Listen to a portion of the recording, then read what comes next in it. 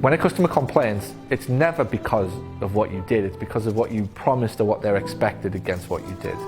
So in CEO 2 weeks ago in Orlando in a mastermind meeting, 8 of us in a room, guy came down with the full intention of firing his physio, right? Everybody in the room was on board with firing this physio because the standards, the cockpit was saying this, this and this. And I said, who's answering the phone? Tell me about him or her. And he said, oh, well, yeah, I've got this manager guy who sells them in and he's brilliant at selling. I went, oh, all right, tell me more.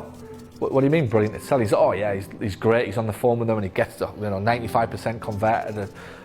And I said, oh, what's he like? He said, oh, well, he's a bit aggressive sometimes in the office and he's a bit this and he's a bit the other. And I said, oh, what's he selling? And then I said, well, ultimately, what are the patients complaining about when they drop off? And they all say, it's not what I expected. The room went silent. So over here, yeah, this guy's got a 95% conversion ratio and looks like a fucking superstar. But what happens here is this physio has got a ball that's so hot to handle, like she can never deliver on the promise that's been made by the guy on the phone. So let me ask you, who's the problem? It's this guy. And then the closer that we dug into it, turns out that he's a pain in the ass.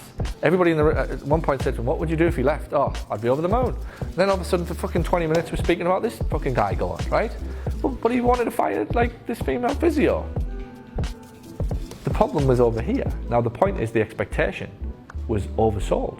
Sports performance clinic, super fancy machinery and fucking biodeck shit and all sorts of stuff going on, right? I can picture it on the phone. It's like, this will be the best in Silicon Valley and it's over that part of the world. So this expectation, it's like, I'm thinking I'm coming to Disneyland and I'm getting fucking Lightwater Valley, right? Now Lightwater Valley's all right, or Alton Towers is all right, but it ain't as good as Disney World. And if you're promising me Disney World and Mickey Mouse ain't there when I get there, I'm pissed. So I will tell you that I'm unhappy and my expectation wasn't met. But it doesn't mean that what I did or what was done wasn't good. Big difference. And that's the bit that everybody in business has to get their head around. Ultimately, the litmus test for a successful business is where expectations matched. Guess who's in charge of expectations? You, us, we. It's all to do with expectations.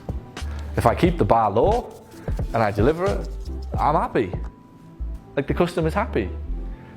McDonald's, what's your expectations? Average. If you're lucky, what do you get? Average. Are you happy? Yeah. The world's proven. It's the fucking richest company on earth that is on an unstoppable machine that promises and delivers what it tells you you're going to get. It delivers an average hamburger at an average price, but it does it fucking brilliantly well. And you never ever get let down unless the dude fucking puts cheese on it that you didn't ask for it or whatever and you drove off. That's the only time you're going to get let down in McDonald's. So they deliver on the promise. And they do it consistently well. And they've never ever gone, well, you know what? We've got all these customers, let's put a better standard of beef in it. Like, they don't give a fuck. They're paying £4.50 or whatever it is. They want an average beef burger for an average price with average service done consistently well. The richest company, biggest scalable, multinational, corporate, whatever you want to call it, which tells you it's not about the product. And that's where we all get lost. All small businesses ultimately get lost in that way of thinking. It's all to do with what you promised me.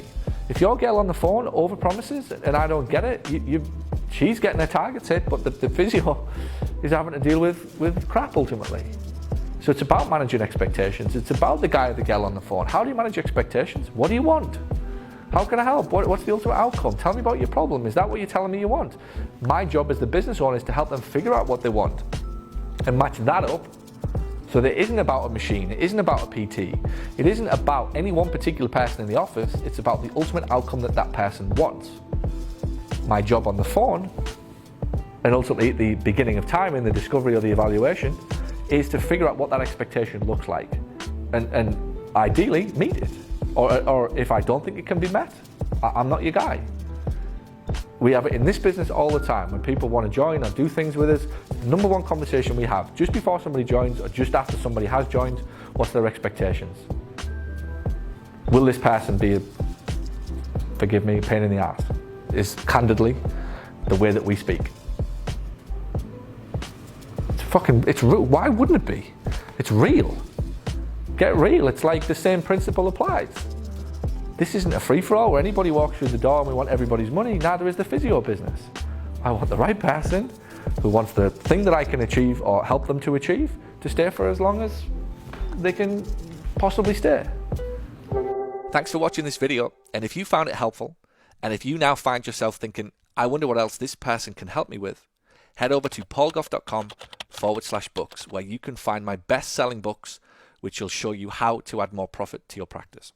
Or send an email to paul@paulgough.com to ask about how we can help you accelerate the growth and profitability of your clinic. And by the way, if you know anybody who would find this helpful, please share this video out. Thanks so much.